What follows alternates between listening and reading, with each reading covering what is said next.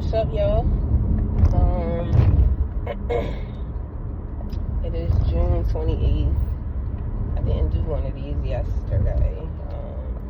I had a lot going on. I had work, then therapy, then get ready for the Ab-Soul concert in Philadelphia last night. Got some merch. It was a good show. It is 2:13 p.m. June 28th, somewhere in New Jersey.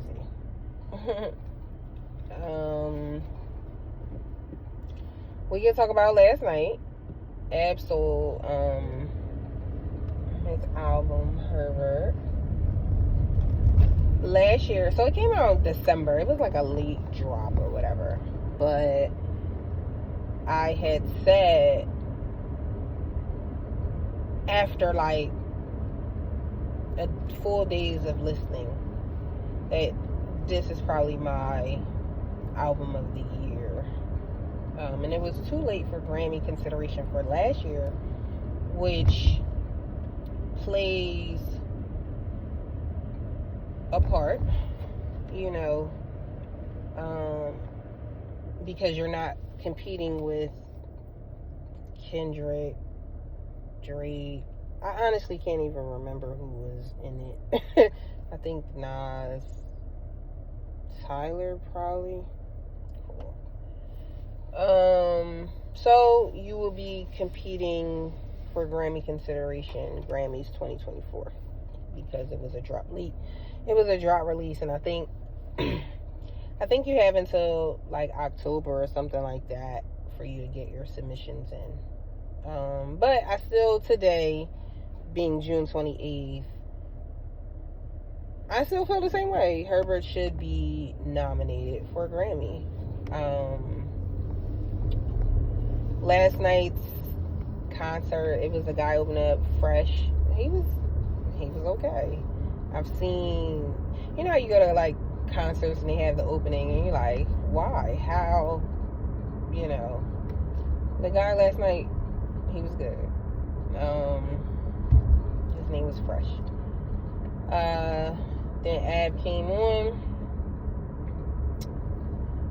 complete album, and then he mixed in some underground stuff, some stuff from the past like two years. Concert was good. The crowd was good. The crowd was energetic. The crowd was very mixed, which concerts is how you kind of gauge the people who are truly listening to your music. Yes, your album can sell whatever, but it's because you got a TikTok song like the guy Steve Lacy. And it sucks because the guy Steve Lacy is a good artist, but the one song that you have catches flame on TikTok, and now you're known for this TikTok song to these kids that made it go viral. But to like your core fans, we not even here for that song. We here for all the other stuff. And so that's what you get as an artist in today's world. It sucks because you cannot, I just don't think that you can truly gauge your crowd or your reach by album sales. I don't believe in them. Like, they mean absolutely nothing now, and it sucks so bad. But album of the year for me last year. This year, thus far, it is Killer Mike. He has album of the year this year. I feel like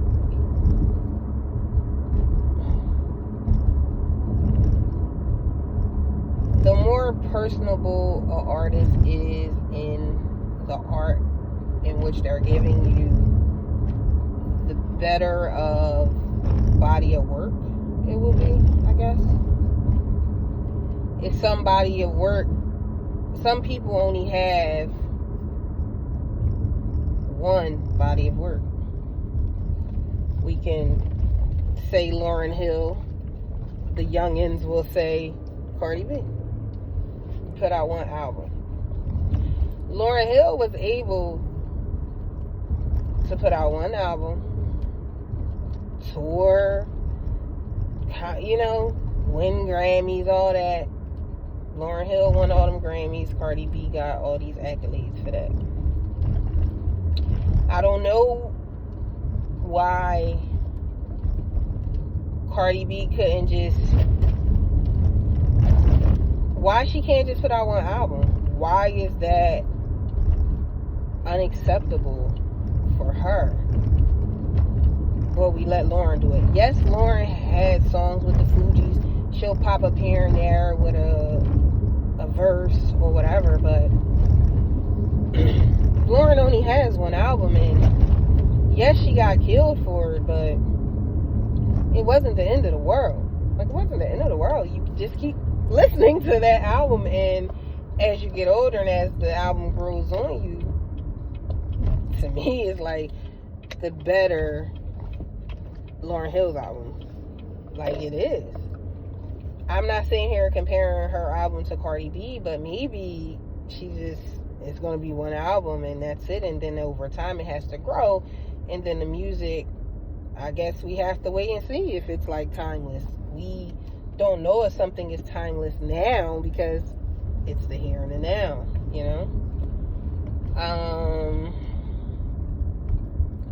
I guess that's like another reason why I feel sorry for her. I truly feel sorry for her, because Cardi B, we know, the niggas that know Cardi, like I said the other day, we know Cardi. We know Cardi from the strip clubs. I know Cardi from the strip clubs, y'all. Not from rapping. I know her from the strip clubs. Her coming down to Philly dancing at Onyx. She was there. She had it was like she had a residency there. This shit was crazy, because it was like every Wednesday kind of thing, or every other Wednesday kind of thing. Like, it was a schedule. And then it's Love and Hip Hop. Then it's Now I'm a Rapper. Not to say that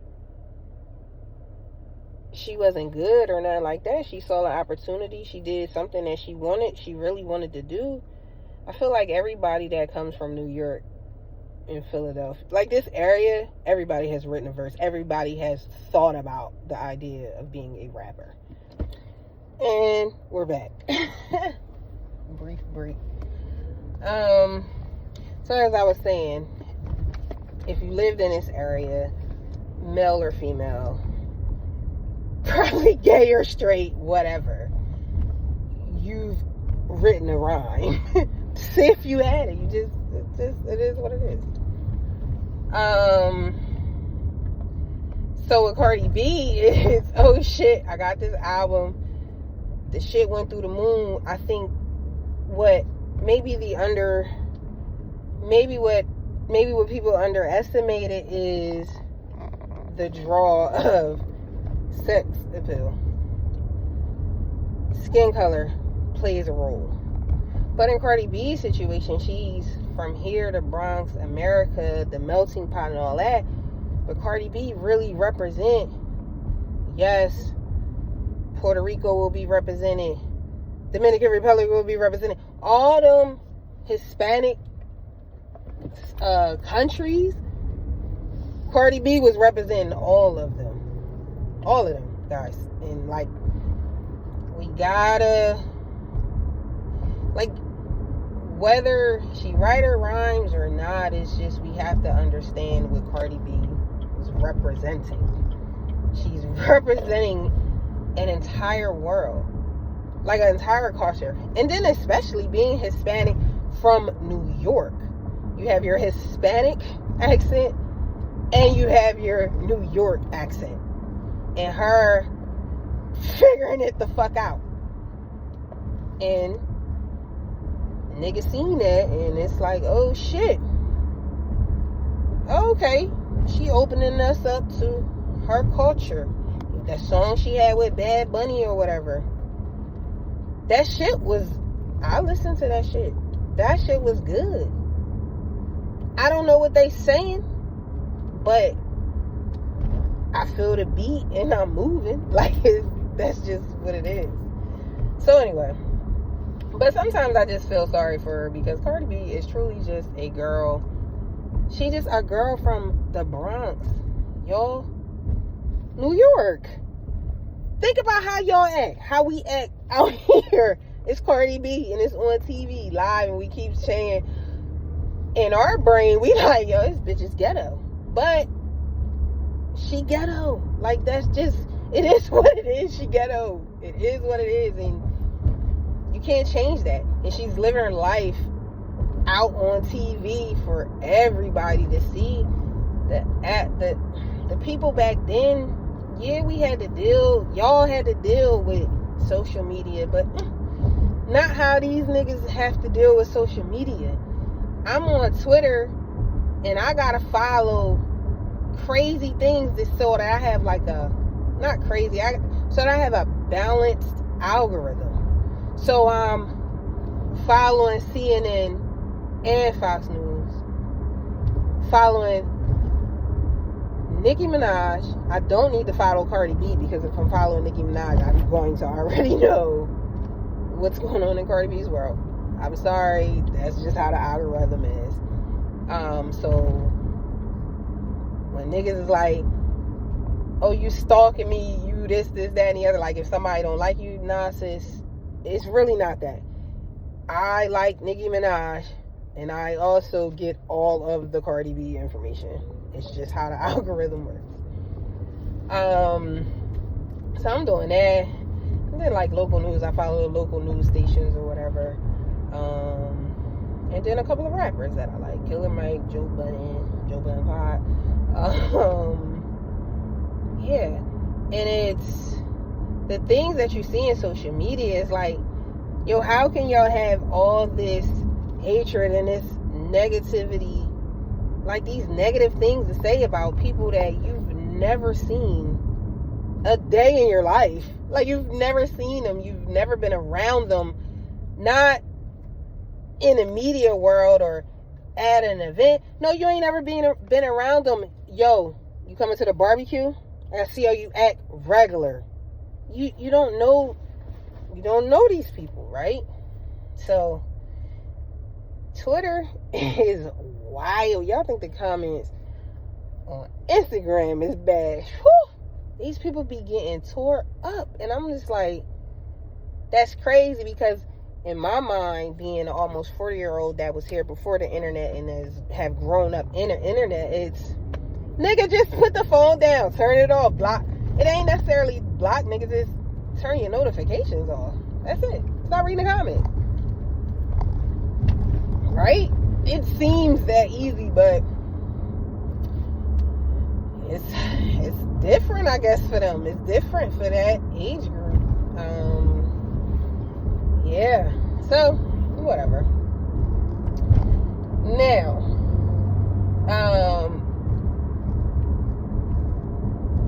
a little perspective, I guess.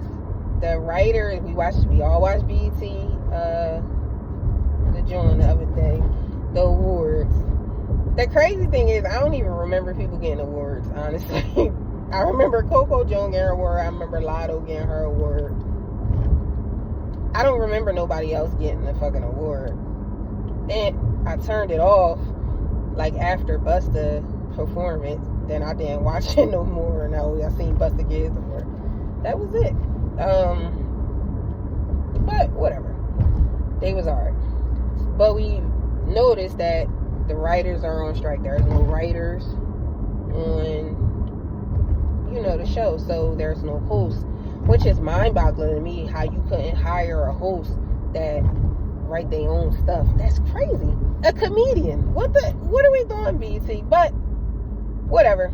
You save money on that, and overall, I do think that the performances, I think that they were alright. I think that they did the best that they can do with whatever budget it is that they had. Yeah, it was kind of long, but that's just us, y'all. Come on. We already know how we act when our children graduate. We get awards. It's the same thing. guess that probably would lead into, are they stealing black people's joy? Anywho, so Busta performed or whatever. So then I didn't see no other performances, but all that made me say was, damn, is Partisan Fontaine on a strike because he's in solidarity with the writers and the writers? And so then it just really made me think about Victoria Monet. Those who knew know Victoria Monet, but these new niggas, y'all don't know who Victoria Monet is. Her writing all these songs and stuff like that for Rihanna, Ariana Grande, SZA, writing all these songs for Rihanna, Ariana Grande. So if these niggas ain't writing the songs no more and they're writing the songs for themselves and releasing music, what you gonna do? Like, what do you want to do? What do you want to do? So I don't know. I'm truly thinking that these writers, no, these niggas is on strike. They're all on strike because the lucky days. You have to think about all of the, like, these independent artists, or not independent, but these underground that, you know, been thriving for a little bit, but just been bubbling. I'm like, these niggas stop writing for people. They kept all the songs for themselves. You make more money that way. Damn, that's crazy. Anywho, so that's my bit for the day. Little two-parter.